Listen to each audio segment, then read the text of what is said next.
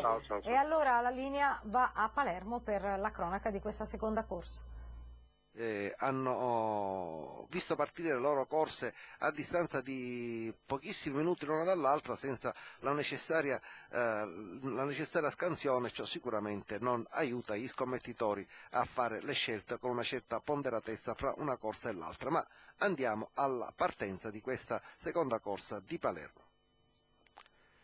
Leggermente discosto proprio Rigoletto, proprio il numero 3 Rigoletto Rab, mentre lungo la corda si avvia piuttosto bene Replica RL, scavalcata comunque da Rivombrosa OM, all'esterno Rusty Griff che stavolta non ha sbagliato e quindi adesso diventa una pericolosa concorrente un po' per tutti. In quarta posizione si è sistemato Rogito di Azzurra.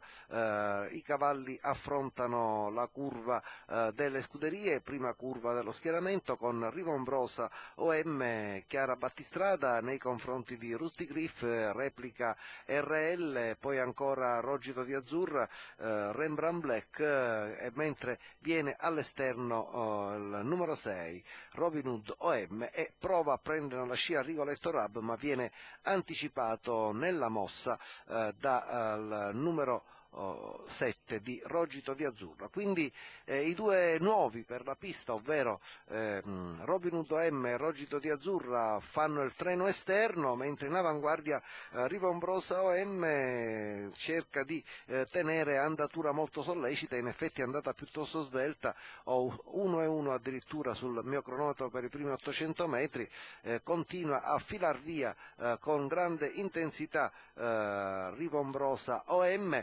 Adesso è calato Robin Hood OM, scavalcato da Rogito di Azzurra che punta deciso sulla battistrada, tiene botta ancora Rusty Griff in scia ai duellanti in testa, mentre stenta a progredire Rigoletto Rab, messo probabilmente in difficoltà anche dalla violenta andatura imposta da Rivombrosa OM, che prova a difendersi da Rogito di Azzurra, che sembra però avere in mano qualcosa di più solido. Vedremo se la retta d'arrivo darà ragione a questa impressione. Sembra proprio di sì, addirittura frustina indietro e spalla indietro per Giuseppe Porzio Junior e Rogito di Azzurra, che vengono a dominare letteralmente nei confronti di Rivombrosa OM e della finalmente saggia Rusty Griff. Vittoria dunque al suo primo impatto sulla pista palermitana per Rogito di Azzurra. I colori sono quelli familiari della scuderia Tre Assi, il training di Antonino Porzio, la guida del figlio Giuseppe Porzio Junior. Secondo posto per Rivombrosa OM,